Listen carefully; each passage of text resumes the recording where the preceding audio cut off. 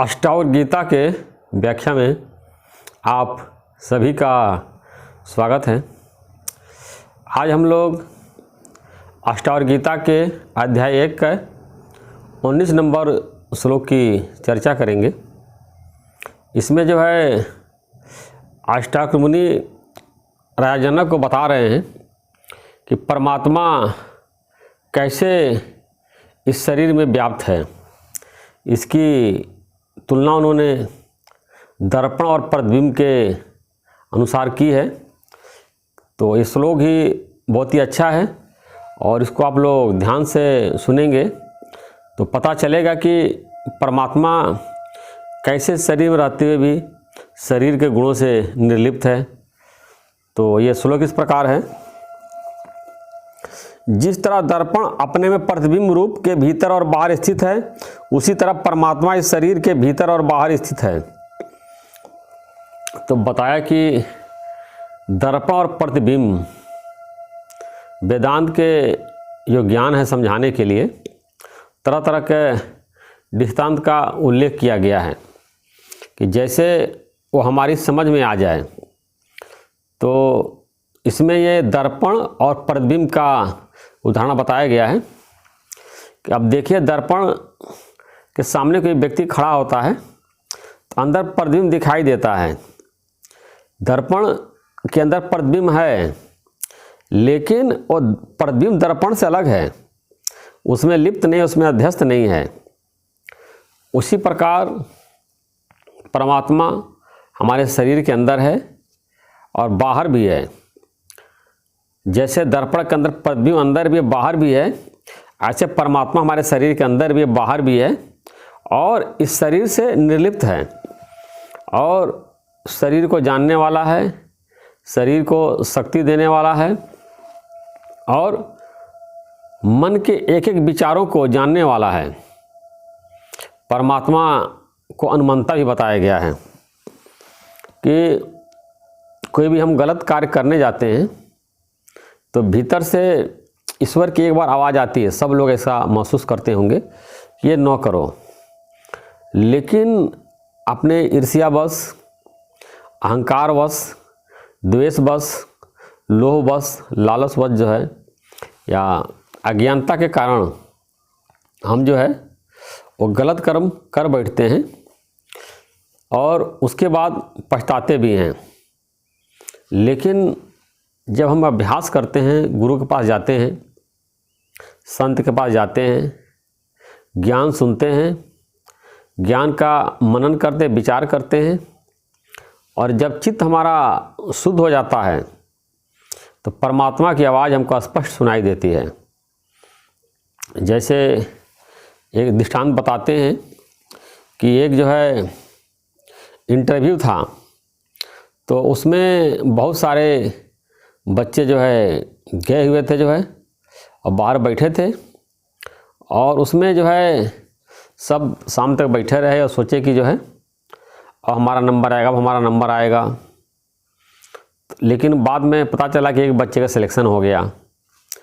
तो वह धीरे से नाम बुलाया जाता था, लेकिन जो सब लोग सुनते ही नहीं थे और सब लोग आपस में बातचीत करते शोरगुल मस्त थे। एक बच्चा शांति से बैठा हुआ था, उसने अपना नाम सुन लिया और अंदर गया, उसका सिलेक्शन हो गया। तो इंटरव्यू में मेन सिलेक्शन था जो है कि कौन जो है कितना एकाग्र है और किसका चित्त शांत है, कौन ध्यान से जो है हर बातों को सुनता है और किसके अंदर जो है ध्यान की शक्ति ज़्यादा है, तो वो अपने कार्य को भी ध्यान से करेगा। इस प्रकार ये समझाने की बातें हैं। तो जब अभ्यास आप करेंगे ज्ञान का जो है तो आपको ऐसा महसूस होगा कि परमात्मा आपके अंदर भी है और परमात्मा बाहर भी है। लेकिन अब ये समझिए, शरीर जो है परमात्मा नहीं है। शरीर तो विकारी है, परिवर्तन होता रहता है। परमात्मा जो इसके अंदर चेतन शक्ति है वही परमात्मा है। तो इस प्रकार जब ज्ञान का बार बार अभ्यास करते हैं तो हमारा ये देह अध्यास चला जाता है, देह अभिमान चला जाता है और अपने आत्मा को जान लेते हैं, और जब आत्मा को जानते हैं तो परमात्मा को भी जान लेते हैं। तो बताते हैं कि know thyself and we know God. तो जैसे ही हम अपने को जानते हैं, परमात्मा को जान लेते हैं। परमात्मा को जानने की कोशिश करेंगे तो हम भगवान से और दूर होते चले जाएंगे।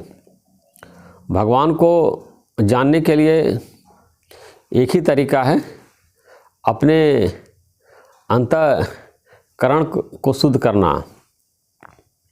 इसमें एक दृष्टांत बताते हैं। दो बच्चों को बताया कि जाओ तुम लोग पेंटिंग बनाओ। तो दोनों लोग जो है पेंटिंग बनाने लगे। एक दीवार पे एक बच्चा, दूसरे दीवार पे दूसरा बच्चा। तो पहला बच्चा खूब बढ़िया जो है वो पेंटिंग करता गया, और दूसरा बच्चा केवल दीवार की सफाई करता गया। तो बाद में जब देखा गया तो जिस बच्चे ने दीवार की सफाई की थी, उसके ऊपर जो है जो सामने वाले बच्चे ने दीवार में चित्र बनाया था, उसका प्रतिबिंब आता था और वो ज़्यादा दिखाई देता था। पूरा उस शीशे की तरह उसने दीवार बना दिया, और उसका प्रतिबिंब जो है सामने वाली दीवार में जब दिखता था तो जो बनाएगा तो उससे भी ज़्यादा दिखता है। अब ऐसे आप देखिए कि जब जो है किसी चीज़ का फ़ोटो खींचिए तो व्यक्ति जैसा रहता उससे कई गुना ज़्यादा फ़ोटो में दिखता है। तो फ़ोटो में उसको रंगीन बना देते हैं, कलर कर देते हैं, और आर्टिफिशियल जो कैमरा होता है उसमें सब कलर होते हैं आर्टिफिशियल, तो और अच्छा बना देता है। बाहर आप नदी देखिए, समुद्र देखिए, उतना अच्छा नहीं लगेगा। बगीचा देखिए, पहाड़ देखिए, लेकिन आजकल HD चला हुआ है, हाई डेफिनीशन या 4K या फुल HD, और इतने महंगे महंगे कैमरे आते हैं, ये कितना अच्छा पिक्चर दिखाई देता है। पहले ब्लैक एंड वाइट था, उसके बाद रंगीन पिक्चर आई, धुंधली रंगीन, फिर साफ़ हुआ, अब उसके बाद HD बनाया, फुल HD 4K। तो आजकल इतना अच्छा वो दिखने में आता है कि अगर वही व्यक्ति सामने दिख जाए तो लगे कोई दूसरा व्यक्ति है, वो है ही नहीं है।